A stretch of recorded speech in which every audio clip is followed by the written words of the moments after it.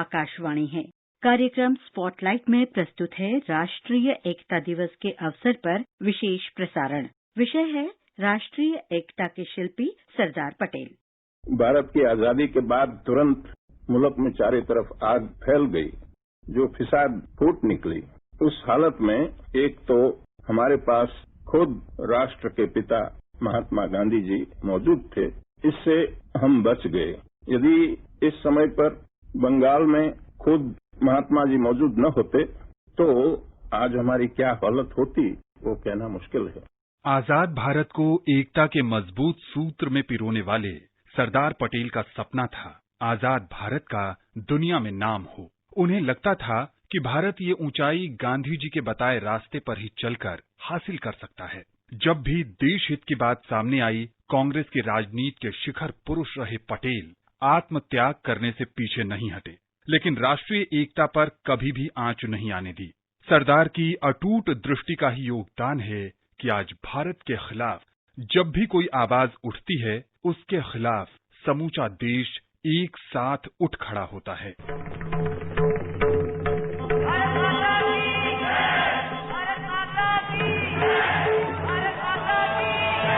अंग्रेजों ने हमें आजादी तो दे दी, लेकिन उन्हें लगता था कि एक राष्ट्र के तौर पर भारत खुद को बरकरार नहीं रख पाएगा। लेकिन उनकी ये सोच नाकाम रही। अंग्रेजों के मंसूबों को धाराशायी कर दिया राष्ट्रीय एकता के अमर सेनानी सरदार पटेल ने। जो राजा महाराजा थे, उसमें से बहुतों ने काफी स्वदेशाभिमान बताया और भारत की सरकार को साथ दिया। उसके लिए मैं आज इन लोगों को धन्यवाद देना चाहता हूं और मैं कहना चाहता हूं कि उनकी मदद से आज मुल्क में जो एकता हुई है तो सैकड़ों साल पहले कभी नहीं थी। आजाद भारत का नक्शा गढ़ते समय पटेल की राह में रुकावटें भी आईं। भारत में अपनी अस्मिता को विलीन करने में जूनागढ़ और हैदराबाद रियासतों ने पैंतरेबाजी की। जूनागढ़ के नवाब महावत खान की चाहत थी पाकिस्तान में मिलना, लेकिन वहां की जनता विरोध में सड़कों पर उतर आई। बाद का काम सरदार की कुशल रणनीति और मजबूत इच्छा शक्ति ने कर दिया। नवंबर 1947 के पहले ही हफ्ते में भारतीय फौजों ने जूनागढ़ पर कब्जा कर लिया। कलकत्ते में इसे लेकर पटेल ने कहा था, जूनागढ़ का तो फैसला हो गया, अभी उसमें कोई चीज बनने वाली है नहीं। तो यूनो में जाओ, दुनिया पार जाओ, उसमें कोई चीज नहीं बन सकती, वो तो हो गई बात। जूनागढ़ की तरह हैदराबाद के निजाम उस्मान अली भी अपनी अलग राह की तलाश में थे। जूनागढ़ की तरह हैदराबाद की भी जनता विरोध में उतर आई। लोक इच्छा के चलते सरदार पटेल की राह आसान हो गई। स्वाधीन भारत के गृह मंत्री सरदार पटेल ने सेनाओं को हैदराबाद कूच करने का आदेश दिया और महज 5 दिनों की कार्रवाई के बाद दक्षिण का खूबसूरत शहर हैदराबाद पर भारत की शान तिरंगा लहरा उठा। गृह मंत्री के रूप में सरदार पटेल ने हमेशा ध्यान रखा कि देश में न सिर्फ राष्ट्रीय बल्कि सांप्रदायिक एकता भी बनी रहे। ऐसे सब मजहब वाले लोग मोहब्बत से एक दूसरे के साथ जीते रहे, कोई झगड़ा के साथ न करे। हमारा मुल्क को हमें मजबूत बनाना है, ताकतवान बनाना है। राष्ट्र के रूप में आज जर्मनी की दुनिया में धाक है, लेकिन एक दौर में जर्मनी भी कई खंडों में बंटा हुआ था। आज की जर्मनी बिस्मार्क ने गढ़ा। भारतीय संदर्भ में ठीक वैसी ही भूमिका निभाई है सरदार पटेल ने। यही वजह है कि इतिहासकार उन्हें भारत का बिस्मार्क भी कहते हैं। पूर्व प्रधानमंत्री अटल बिहारी वाजपेयी की नजर में पटेल राष्ट्रीय एकता के शिल्पी हैं।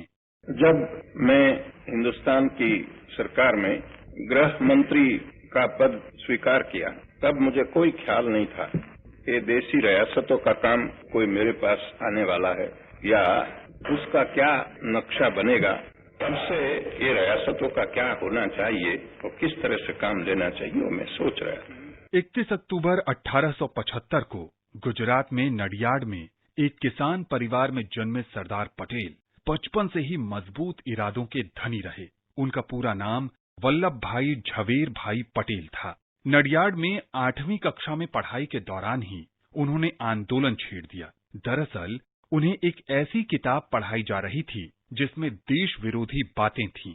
नाराज प्रशासन ने उन्हें स्कूल से निकाल दिया। यही वजह है कि 22 साल की उम्र में वे मैट्रिक की परीक्षा पास कर पाए। बाद में मुख्तारी की परीक्षा पास कर उन्होंने वकालत शुरू की और जल्द ही गोधरा, बोरसद और आनंद के सफल वकीलों में उनकी गिनती होने लगी।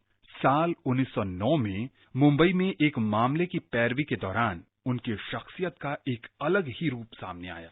उनकी बेटी मणि बेन ने इस वाकये को यूं याद किया है। पिताजी ने गोधरा में वकीलात शुरू की। कोर्ट में एक केस चला रहे थे जिसमें फांसी की सजा होने का संभव था। तब माता के देहांत का दरअसल एक मुकदमे की बहस के बीच ही डाकिया पटेल को एक तार दे गया। पटेल ने संदेश पढ़ा और उसे चुपचाप अपनी जेब में ऐसे हवाले कर दिया मानो कुछ हुआ ही नहीं। मुकदमे की बहस जारी रखी और अपने मुवक्किल को बेकसूर साबित करा लिया। दरअसल उसमें उनकी पत्नी के निधन का संदेश था। बाद में पटेल ने कहा, जो चला गया उसे बचाया नहीं जा सकता, लेकिन जो जिंदा है उसे बचाना ज्यादा जरूरी है। दरअसल जिसकी पैरवी पटेल कर रहे थे, अगर उसमें ढिलाई होती तो उसे फांसी की सजा हो सकती थी। पटेल की पूरी जिंदगी उनकी इस जीवटता का प्रतीक रही। इसी जीवटता के जरिए वो हिंदुस्तान को संगठित राष्ट्र बना पाए। हिंदुस्तान में कोई भी प्रांत के पड़े हैं, हम हिंदुस्तानी हैं और हमारा प्रथम कर्तव्य हिंदुस्तान की हिफाजत, हिंदुस्तान की रक्षा और हिंदुस्तान की आजादी को उसकी अच्छी तरह से शोभे दीपे इस तरह से बनाना। तो सबको साथ लेके ऐसे राष्ट्र के पर्व पर जो पहले हमें जब आजाद थे जो खुशहाली थी, उसी प्रकार की खुशहाली हो, प्रकार मुल्क को उठाना हो, मिलजुल कर काम करना है। 1910 में सरदार पटेल ने बैरिस्ट्री की पढ़ाई के लिए इंग्लैंड का रुख किया। मिडिल्टन से बैरिस्ट्री की पढ़ाई के बाद पटेल 1913 में भारत लौटे और अहमदाबाद में प्रैक्टिस में मशगूल हो गए। तब तक राजनीति से उनका दूर दूर तक नाता नहीं रहा। उनकी जिंदगी में बदलाव आया 1917 में, जब अहमदाबाद में सफाई कमिश्नर के चुनाव में उन्हें जीत हासिल हुई। इसके बाद बात बात पर उनकी अंग्रेज अधिकारियों से बहस होने लगी।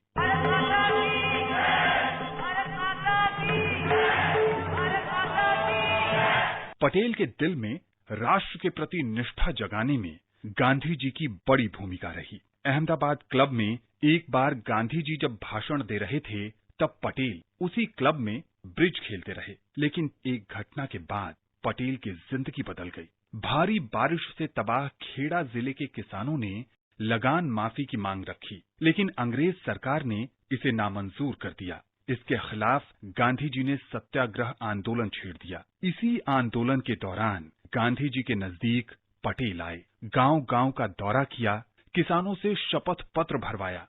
लेकिन पटेल की देशव्यापी शोहरत बढ़ी 1928 के बारडोली सत्याग्रह से। तब अंग्रेजों ने किसानों का लगान 30% बढ़ा दिया था। सरदार पटेल ने इसका विरोध किया। उनकी अगुवाई में आंदोलन कामयाब रहा। बारडोली आंदोलन के बाद वहां की महिलाओं ने वल्लभ भाई पटेल को नई उपाधि दी और पूरे देश को मिला सरदार। बाद में गांधी जी ने भी लिखा, वल्लभ भाई सिर्फ बारडोली के ही नहीं, मेरे भी सरदार हैं। इसके बाद तो जैसे स्वाधीनता आंदोलन उनकी भूमिका का इंतजार कर रहा था। सरदार ने उसे निराश भी नहीं किया। अंग्रेजी साम्राज्य को हिला देने वाले दांडी के नमक सत्याग्रह में भी सरदार की अहम भूमिका रही। इसके अगले साल 1931 के कराची अधिवेशन में पटेल को कांग्रेस का अध्यक्ष चुन लिया गया। अपने कुशल और मजबूत नेतृत्व के दम पर एक दौर ऐसा भी आया जब पटेल गांधी के बाद सबसे असरदार नेता बन गए। आज जो हम आजाद हुए हैं, वो आजाद हिंदुस्तान के सुपुत्रों का एक कर्तव्य है कि इसको फिर गुलाम बनने न दे। 1942 के भारत छोड़ो आंदोलन में गिरफ्तारी के बाद पटेल अहमदनगर जेल में रखे गए। 1945 में रिहाई के वक्त सरदार कांग्रेस के सबसे प्रभावशाली नेता बन चुके थे। आजादी की घड़ी नजदीक थी। माना जा रहा था जो कांग्रेस अध्यक्ष होगा, आजाद भारत की सत्ता वही संभालेगा। उन दिनों कांग्रेस की 15 राज्य कमेटियां थीं, जिनमें से ज्यादातर ने पटेल को ही अपना भावी अध्यक्ष चुना। हालांकि गांधी जी के सुझाव पर पटेल ने अपनी उम्मीदवारी छोड़ दी। हर कौम या तो हर राष्ट्र खाली अपनी तलवार पर निपटा नहीं है, तलवार तो अपनी रक्षा के लिए जरूरी बात है, लेकिन राष्ट्र का प्रगति का माप उसकी नैतिक प्रगति कितनी हुई उसके पर निकलता है। आजाद भारत की पहली सरकार में पटेल उप प्रधानमंत्री बनाए गए। उनके जिम्मे सबसे कठिन काम रियासतों का एकीकरण रहा। आजादी के साथ देश को बंटवारे का बड़ा दंश भी मिला। लाखों लोग शरणार्थी बन गए, खून खराबा हुआ। पटेल के सामने चुनौती थी शक के माहौल को दूर करना, शरणार्थियों के रहने खाने का इंतजाम करना, कानून व्यवस्था को बहाल करना। हमारा सिपाही मरते रहे, हमारा पैसा खर्च करना पड़े और हमारे गांव के गांव जलाए जाए और वहाँ हिंदू और सिखों को तबाह किया जाए, तो फिर आखिर लोकमत का रहा, फिर तो आखिर हम बंदूक से ही लेना हो तो लेंगे। स्वतंत्र भारत के पहले सूचना और प्रसारण मंत्री भी रहे पटेल।